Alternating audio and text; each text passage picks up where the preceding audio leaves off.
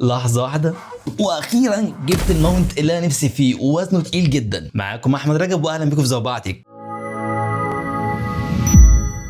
ده يعتبر اول فيديو لينك بتكلم فيه عن منتج على القناه، فانا متحمس جدا. فدلوقتي هكلمكم عن حامل شاشه مزدوج وهو من شركه نورث بايو اف 160. فخلينا بقى نعمل انبوكس سريع للعلبه. هنشيل دلوقتي كيس السلوفان اللي عليه، وهتلاقيه كاتب لك على العلبه ان هو بيستحمل من شاشه 17 بوصه لحد 27 بوصه. في موديلات ثانيه من نفس الشركه تتحمل احجام اكبر زي الاتش 180 بتحمل لحد 32 بوصه، ولكن شكل الموديل ده ما كانش عاجبني لان هم كانوا حاطين عمود في النص كده، وكده كده انا ما عنديش شاشه 32 لان المكان اصلا ضيق. ولما تيجي تفتح العلبه اول حاجه هتلاقيها هو دليل الاستخدام، وهتلاقي ملحقات كتيره جدا وهفصصها لك وهقول لك كل قطعه بتستخدم في ايه وتتركب ازاي. بس دلوقتي كل اللي قدامك ده هو اللي موجود في العلبه. واحنا مبدئيا عندنا طريقتين لتركيب الحامل ده. اول طريقه بيقولوا عليها جرومت، يعني لو عندك فتحه مخصصه في المكتب تقدر تركب الحامل عليها. فهنجيب القاعده المعدنيه دي، وبعد كده نفتح كيس المسامير وتختار مسمار التثبيت الطويل ده، وهبتدي اركبها في ظهر القاعده، وبعدين هتدخل المسمار في فتحه المكتب، وبعد كده عندك القطعه المعدنيه دي هتركبها بالشكل ده، وهي عباره عن ان هي بتوزع الضغط على المسمار، وفي الاخر هربطها بالصاموله دي. ودي كده اول طريقه ازاي نركب القاعده. انما الطريقه الثانيه واللي معظم بيستخدمها هنجيب حاجه اسمها كلامب او بيتقال عليها مشبك، وهي ببساطه انك تركب القاعده على طرف المكتب. هنجيب برده نفس قاعده التثبيت، وهنلاقي عندنا اتنين من المساكات الجانبيه اللي بتمسك من طرف المكتب. فانا هركب اول مساكه في ظهر القاعده، وبعد كده هجيب المسمار الخاص بيها. واحنا عندنا 3 انواع من المسامير. المسمار الاول بيكون صغير وطوله 12 مللي، والمسمار الثاني بيكون طويل وطوله 30 مللي، والمسمار الاخير بيكون تخين وطوله 16 مللي. وده اللي هنستخدمه في ربط المساكه في القاعده عن طريق مفك الانن ال 5 مللي اللي جاي مع المسامير. وبعد ما تربط المساكه الاولى هتبتدي برده ان انت تعمل نفس الكلام في المساكه الثانيه، وبعد كده هركب القاعده على طرف المكتب. وهجيب دلوقتي المشبك ده وهبتدي اركبه في المساكه، وبعدين اربط الصاموله بتاعتها عشان تمسك في ظهر المكتب، وهعمل نفس الكلام في المساكه الثانيه. طبعا انتم ملاحظين ان كل حاجه فيه منها 2، لان ده حامل مزدوج ولكن فيه منه سنجل. فالحامل السنجل الموديل بتاعه اف 80. نرجع بقى لبقيه التركيب، وهنركب اول حاجه نص الدراع ده، فهو بيتركب بكل سهوله على القاعده. وهجيب نص الدراع الثاني واركبه برده بنفس الطريقه. ولو انت لاحظت هتلاقي ان في صاموله صغيره على القاعده، ودي هنربطها بمفتاح الالين 3 مللي. طب لو سالت نفسك سؤال، احنا لما ربطنا الصاموله دي ايه اللي حصل؟ كده لما تيجي تشد نص الدراع من مكانه مش هيتخلع، فهي عباره عن ان هي بتمسك في الدراع. وهركب بعد كده بقيه الدراع بنفس الطريقه، وهربط الصاموله اللي على الجنب عشان برده الدراع ده ما يتفكش، وابتدي برده اركب بقيه الدراع الثاني بنفس الطريقه. ودلوقتي انت لو ضغطت على الدراع بقوه هتلاقي ان في صاموله كبيره من فوق. فانا دلوقتي لو سبت الدراع هتلاقي ان هو طلع لوحده تلقائي. فانت لو عايز تمسك الشاشه وتنزلها لتحت وعايز تثبت الشاشه على الوضع ده، هجيب مفتاح الانن الكبير ال 5 مللي، وهبتدي ان انا الف المفك ناحيه السالب، بحيث يعني ان الدراع سايب معاك تقدر تنزله وتطلعه. طب نيجي بقى لاخر حاجه واهم حاجه، ان احنا نركب الشاشه على الحامل. عشان نركب الشاشه على الحامل بنستخدم حاجه اسمها فيزا باليت، ودي ببساطه القطعه اللي بتمسك الشاشه من الظهر وبتربطها بالمسامير. فالحامل اللي معانا بيدعم مقاسين مشهورين من الفيزا باليت. اول مقاس وهو 75 في 75 مللي، يعني معناه ان المسافه بين فتحه المسمار الاولى وفتحه المسمار الثانيه 7.5 سم.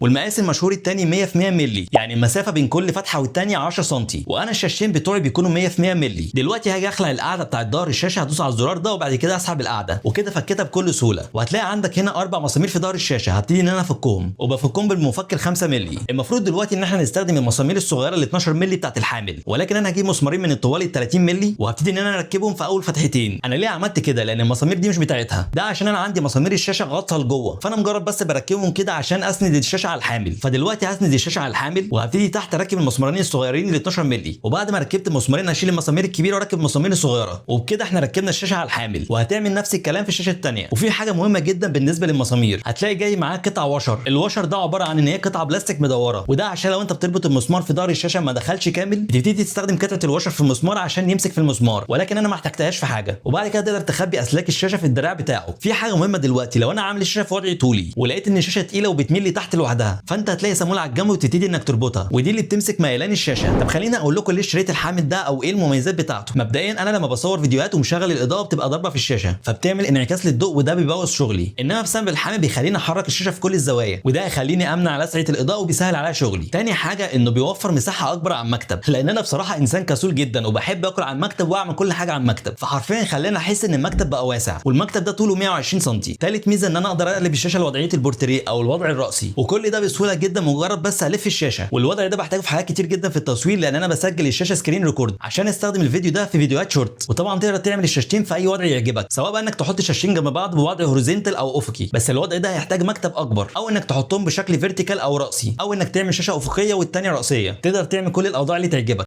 نيجي بقى لسعر المنتج التقيل ده اللي هو حوالي وزنه 5.5 كيلو، وده عشان كله معدن في معدن. هتلاقيه في رينج 3250 جنيه، وفي مواقع بتبيعه باغلى من كده. وفي نقطه مهمه قوي، اول ما نزل موديل اف 160 ده كان شكل القعده بتاعته كان شكلها مختلف وعليه لوجو الشركه، انما دلوقتي حدثوا من شكل القعده. وخلي بالكم من الحامل ده ان في منه تقليد، لكن انا ما شفتش التقليد بتاعه. وانتظرونا في فيديو اخر عشان نراجع لكم شاشتين الدل الاستيراد اللي انا جايبهم مستعملين. وسلام.